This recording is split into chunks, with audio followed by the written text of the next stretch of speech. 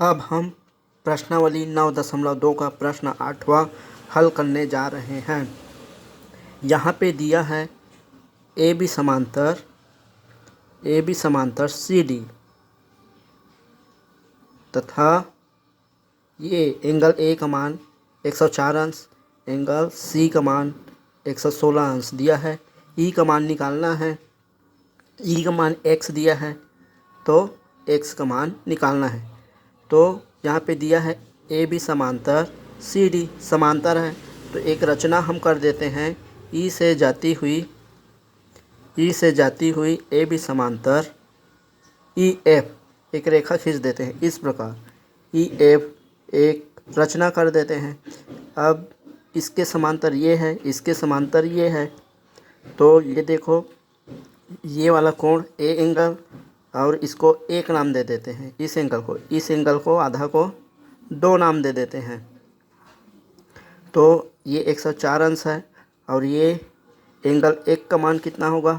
इन दोनों का योग 180 अंश होता है, क्योंकि एकांतर अंतः कोण बन रहा है। एकांतर अंतः कोणों का योग 180 अंश होता है। तो ये 104 अंश है, तो ये 74 अंश हो जाएगा।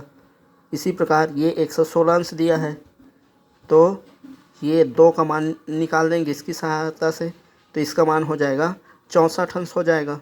तब तो दोनों का योग 180 अंश होगा। अब 1 और 2 का मान निकल जाएगा, तो दोनों को जोड़ देंगे तो x टोटल का मान निकल जाएगा। इस प्रकार इसको हल कर सकते हैं। अब हल करते हैं तो देखो दिया है ए बी समांतर सी डी दिया है। एंगल बी ए ई का मान 104 अंश और डी सी ई का मान 116 अंश। अब एक रचना कर देते हैं। ई से ए बी के समांतर ई एफ तथा सी डी रेखा खींचते हैं।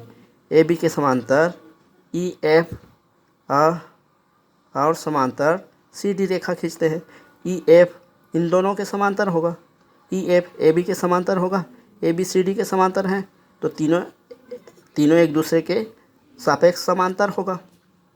तो वही है बिंदु ई से ए बी समांतर ई एफ तथा सी डी खींचा, माना कि एंगल ए ई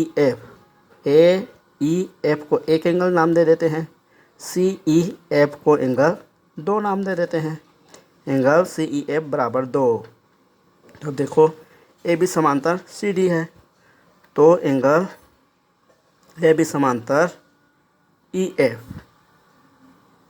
तो और ए ई तिर्यक रेखा है, ये तिर्यक रेखा है, तो इस एंगल का योग एंगल बी ए ई और प्लस एंगल एक का योग 180 अंश होगा।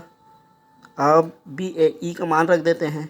बी ए ई का मान यहाँ 104 अंश, तो 104 अंश मान रख देते हैं और प्लस 1, फिर इधर 180 अंश, दोनों का योग एकांतर अंतः कोण बन रहा है इस प्रकार का। इन दोनों का योग 180 अंश होता है, तो इसको अब पक्षांतर कर देते हैं, तो ये 180 माइनस 104 हो जाएगा। तो एंगल एक का मान 76 अंश आ जाएगा। इसी प्रकार इधर का मान निकालते हैं, तो सी डी समांतर ई एफ है, ये सी डी के समांतर ई एफ है, तो एंगल 2 और एंगल सी दोनों का योग 180 अंश होगा। ई सी एक तिर्यक रेखा है, ये ई सी एक ऐसे कटान रेखा है, तो इस प्रकार का बन रहा है, तो इसका और इसका योग 180 अंश होता है। तो एंगल सी डी ई इसका योग और इसका दोनों का योग 180 अंश होगा। इसका मान रख देते हैं। सी डी ई का मान 116 अंश यहाँ दिया है। सी डी का मान डी सी ई का मान 116 अंश, इसका मान रख देते हैं। एंगल 2 रख देते हैं और बराबर 180 अंश। तो अब 116 अंश को पक्षांतर कर देते हैं, तो कितना 180 में 116 घट जाएगा, तो मान आ जाएगा 64 अंश। एंगल 2 का मान आ जाएगा 64 अंश। अब ए ई सी का मान निकालना है, मतलब x का मान निकालना है। तो ए ई सी बराबर एंगल 1 + 2, एंगल x का मान निकालना है। 1 और 2 को जोड़ देंगे, तो ए सी ई का मान x आ जाएगा।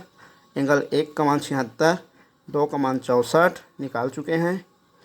1 और 2 से, तो दोनों को जोड़ देंगे तो 140 अंश आ जाएगा। इस प्रकार x का मान 140 अंश हो जाएगा।